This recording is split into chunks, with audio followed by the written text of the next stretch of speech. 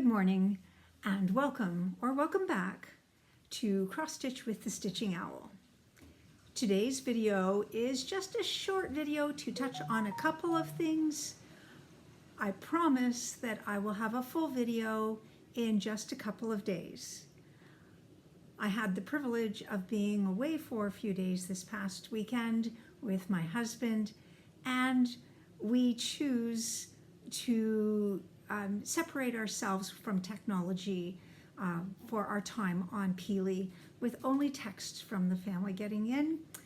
So I'm a little bit late with this week's video, but I am totally excited about the things that I am going to chat about today.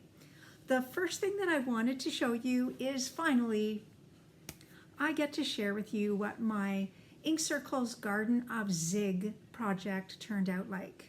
The Hathaway Stitchers, Amity and Erin, had a secret stitch along where through April and May we were stitching on the Garden of Zig, and we were instructed to not do anything that they suggested with regards to fabric or floss, that we were to make it our own and then keep it a secret from friends and Flosstubers so that there could be a reveal this past weekend, which happened while I was away, so I provided a video to Erin and Amity. So I admit that the invitation was to kim this up. Do the pattern as you saw fit, as much or as little, and in whatever order or layout that you wanted. I chose to do the top two strips plus a little bit of the bottom strip in a long stitch so that I could make a drum. So this is my Garden of Zig. It is stitched on 20 count Lugana, 1/1 with a single strand of sulky thread. I then beaded the top and the bottom with these purple beads and then put on a hard bottom so it'll sit nice and firm. And my rounded top is created by having 10 layers, 10 of quilt bat inside. So this is my final finish for the secret stitch. I am so grateful that the Hathaway Stitchers did this particular project and hope that we will actually be doing it again. Now, if you would like to see more pictures, then you can go on to Instagram. The Hathaway Stitchers hashtags are Cozy Town Stitches and Boomerang Stitches, and they've asked that people tag them, and in that way you can look this up. You can also look for the Garden of Zig secret cell, I believe. So that was the one fully finished that I wanted to show you today. And yes, it was hard to keep a secret. Now, what's happening next? Oh, here comes Puppy and Hubby. It is now June, and breakfast is served. Puppy's getting served breakfast. We have a unique dog who prefers not to eat in the kitchen. She likes to be served in the living room or in our TV room. She's a unique little puppy and we love her. So once we got to June, my teaching days became much shorter, and in a couple of weeks I will be down to one student, and that means that I'm excited about some new starts. This is a focus for June through November for me. My personal goal is 2 stockings per month so that I will have the full 12 days of Christmas done for Christmas 2024. That does not need to be your pacing. You can go as fast or as slow as possible. I would like to take a moment to say thank you to Alicia, the Fanciful Flamingo, for chattering with me through email. Initially, she had hoped to do a sal with this. She has recently had a bout of pneumonia that has caused her to have to relax a little bit and take care of herself. When I reached out to her and asked if it was possible to keep the sal going between Dottie, the Stitching Scotty, and myself, she said, yes, please do. So, the Stitching Scotty and I are starting the 12 Days of Christmas Stocking Sal. And so it looks like this. And we're starting now. You will notice that this is on black. And I am completely aware that not everybody is super comfortable stitching on black. So what I want to make sure we do is that we have options available for everybody because this is a fun stitch. So while I was away on Sunday, I started and finished the first day. But I am doing it on 32 count cobalt blue Lugana. Yes, there are changes in colors. This is all DMC and it's charted with DMC. The number that she chose for the bird actually was not going to go well with my cobalt blue because of the green blue on it. Now, I'll also say that while I was in Peely Island with my husband, I did not have my full set of DMC. I had one box, so I was working with what I had. If you like this and want to try a blue background, I'd love for you to just reach out to me in email and I can provide you the numbers that I have used. Now, I'm sure that you realize the Stitching Owl loves to bead everything, and I am excited to say there are a modest amount of beads on each of these stitches. But with the idea that I want to make everybody comfortable doing this, on this one I did not bead. In part, I did not have the beads with me, but also, now I'm going to show you the eye of my bird. This is always how I do my eyes. So I start with the standard X, and then I put a plus sign over top with the up and down as the third stroke, and the final stroke being side to side.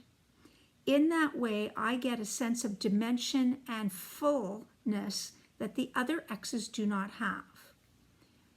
In the number, there are a crew examples of this same stitch that in these circumstances, you might be able to pick it up. In person, you can see it better. They were intended to be white beads. So if you're somebody who prefers not to bead, there is a way to have those spots that have been marked as beads stand out without getting out the beading needle and purchasing seed beads. The other thing too is by choosing to do this kind of stitch at the beads, if your beads are not the right size for the count you are choosing, the normal seed beads work best on 14 count, 28 if you're doing an even weave or linen, and 16 count, which is 32. But once you go to 18 or 20, you need to get these smaller beads, and not all of us have those available. So this is an option for those of you who prefer not to bead. Now, one of the things that we have the privilege of this month is 5 Sundays in the month of June, and I have promised you that when there's a 5th Sunday, I will put out a special video. It is going to be a finishing video, and what I'm going to do, again, to encourage as many of you as possible to do this, I'm going to provide you with 3 different ways of finishing the stocking. One way will certainly be a stocking that you can put a treat of some sort, like a candy cane, or even maybe a gift card into. But I'm also going to do it as a pillow finish and as a flat ornament finish, so that, again, if you have sewing machine skills, you can certainly try out your hand at the methods that would be using that. But if you would prefer not to use a sewing machine, that you also have the ability to finish these and be happy with your finish. Now, when Alicia had initially talked about starting this stitch along, there were other people that were going to join her. I have reached out to these people and I've had 100% response. And for me, it is a bit of a fangirl moment to have people wanting to stitch with me that are more seasoned floss tubers than I and more well known. So I am thrilled to announce that Annie, the proper stitcher, is stitching, and she will be stitching on black for those of you who would like to see how that one goes. Of course, Dottie, the Stitching Scotty, is going to be stitching with me, but we also have, oh, my puppy's saying something to me. I wonder what she's talking about. But we also have Kathy Walker of Two Needles Pulling Thread, who's stitching along. And I'm so thrilled that both Jenny and Nancy of the Bougie Stitchers are going to join me as well. So Dottie and I have lots of company, and you will have many different floss tubes to watch this particular project develop. I hope that you will come stitch with us and that you will remember the 12 Days of Christmas Stocking Sal, and that you will hashtag the Stitching Scotty, the Stitching Owl, the Proper Stitcher,